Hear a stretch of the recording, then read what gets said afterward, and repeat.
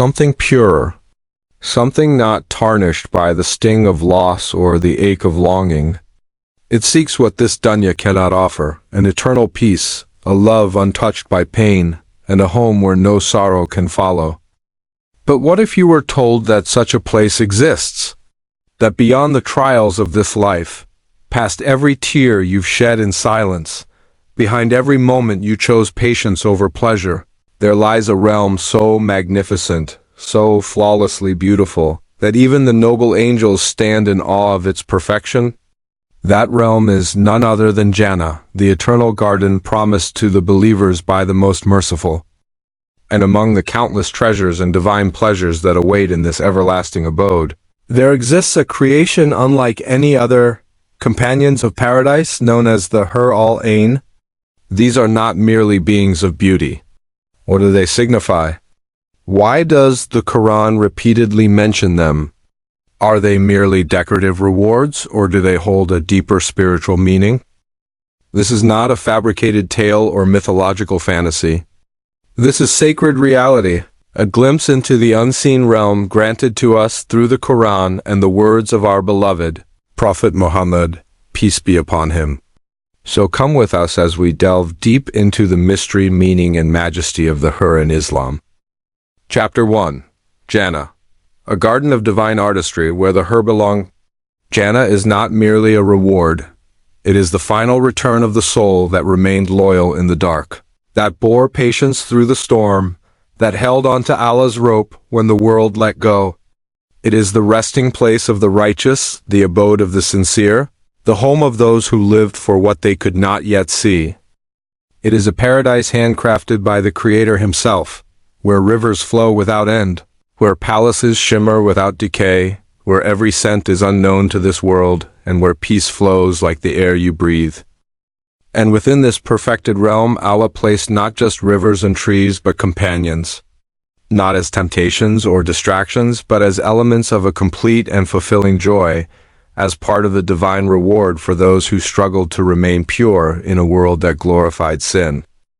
The Hūr were not created from clay like us.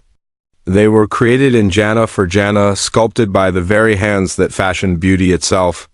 To understand the Hūr is to glimpse the artistry, generosity, and mercy of Allah. They are not from the temporary world of illusion, and likewise, the hearts that long for them do not belong to this fleeting life either. They yearn for the eternal, for the unseen. Chapter 2. The Divine Craftsmanship of the Hūr. Who are the Hūr al Ayn? The name itself is profound. But their beauty is not superficial. Their very essence is purity. They are creations of the light of Jannah, untainted by worldly flaws. They do not age. Their hearts are unbroken. Their spirits are unburdened. No sadness dwells in them. No jealousy. No malice. Only tranquility. Each Hūr is crafted with a serenity so profound that her very presence brings peace to the heart she was made for. Her voice is as soft as the breeze in Jannah, her loyalty unwavering, and her soul molded with a modesty that never fades. Our beloved Prophet Muhammad, peace be upon him, described them in narrations preserved in Sahih traditions. He said their skin is so luminous that the marrow of their bones can be seen, not to depict anatomy, but to highlight their light-like, ethereal nature. They are not like us. They are of another world. They do not exist for worldly fantasies or carnal obsessions. They are companions for those who resisted temptation, for those who lived in remembrance, for those whose hearts beat for the hereafter. Chapter 3. Purity inside and out, the beauty that is beyond the skin. In this world, beauty often becomes a mask, a facade that hides truth, hides character. But the Hūr are not such. They are purity, both as kasirat at tarf, those who lower their gaze, whose eyes are only for their partners, whose hearts do not wander. Their loyalty is endless. Their modesty is their crown. Their love is not fickle or momentary. It is eternal. In a world where relationships are often tested, broken, or built upon shallow foundations, the companionship of the Hūr in Jannah is sealed by the will of Allah himself. There are no disputes, no heartbreaks, No misunderstandings. No betrayal. Only a peaceful union where love is not earned by appearance but is gifted through divine grace. Their smiles never fade. Their words never wound. Their presence brings calm. They are not simply a reward for resisting sin, but a token for those who desired something more, something beyond the temporary thrills of this fleeting world. Subscribe to our channel and press the bell icon to stay updated with more inspiring Islamic content. Like, share, and comment to support our work and spread this beautiful message across the ummah. In the realm beyond the veil, a journey to the Hūr al Ayn. In a world saturated with noise and shadows, where hearts are shattered by betrayal and hopes are dimmed by unfulfilled promises, there lies within every believer a yearning, not just for relief but for reunion, with purity, with purpose, with Allah. This dunya is not meant to satisfy that longing. It was never designed to. It is the land of test, of toil, of tears. But deep within that pain lies a promise, a covenant from the divine. And among the many gifts that await in that divine reward is one so intimate, so soothing, so personally tailored to the soul of the believer, that even the angels marvel at its depth. The Hūr al Ayn, the companions of paradise, are not simply creations of beauty. They are creations of peace, creations of comfort, symbols of the tenderness with which Allah honors the ones who stayed true when falsehood was easy. But who are they really? Are they merely a poetic image from the Quran? Or do they symbolize something far more profound, something every heart, male or female, truly craves? Unblemished love rooted in divine mercy. Let us go on a journey, not of fantasy or myth, but of reality. A journey through Qur'anic verses, hadith, and the reflections of scholars, a journey to understand the truth about these celestial companions and the spiritual wisdom behind their creation. It is not a fairy tale. It is a truth more real than the ground beneath our feet. The Prophet Muhammad, peace be upon him, once said that the smallest space in Jannah is better than the entire world and all it contains. Why? It is handcrafted by the most generous Rahman al-Karm al-Wad. Its trees bear fruits that do not rot. Its air carries scents that awaken the soul.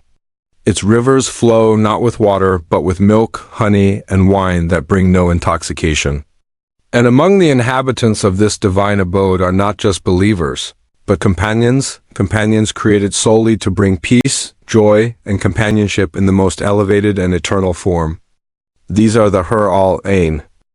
But to reduce them to mere beauty is to misunderstand their purpose. They are not a man's reward for dominance or desire. They are not tokens of masculinity. They are part of a larger, more sacred reality, the completion of divine tranquility, sakna, that every soul craved in the dunya but could never quite grasp. Allah describes them in the Quran not with the language of lust, but with the language of purity. And with them will be companions of modest gaze with beautiful, big, lustrous eyes like unto pearls well guarded. Surah As-Safat 48-49. They are described as well-guarded pearls, hidden, protected, untouched. Their value is not in how they look, but in how sacred they are. In Jannah, beauty is not for consumption, it is for connection. Chapter 2. Created by Allah's own command, the nature of the Hūr. Unlike human beings who are born into trials, the Hūr were created not for tests, but for rest. They were not born into hardship. The Prophet Muhammad, peace be upon him, described them in multiple narrations.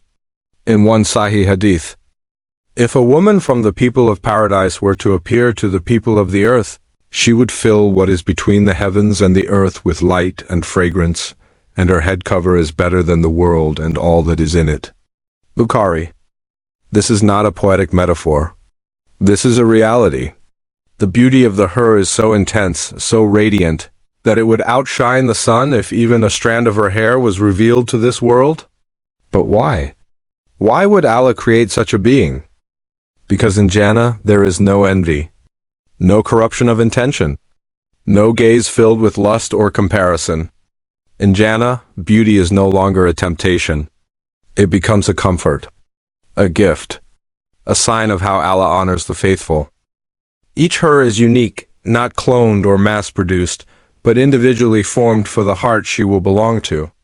Allah knows what you longed for, what you were denied, what beauty you silently admired but never pursued for His sake. And in return, He creates for you a companion that soothes every ache you ever silenced. Chapter 3. Loyalty, Modesty, and the Gaze of the Hūr. The Quran describes the Hūr as kasirat at-tarf, women who lower their gaze. This is a profound spiritual trait. Their loyalty is not just physical, it is emotional. They were created to love only one, and to do so with sincerity, not obligation.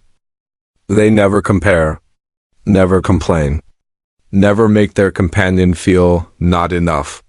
Their love is pure, not because they lack intelligence or emotion, but because they were created to reflect a different kind of love, a love unmarred by ego.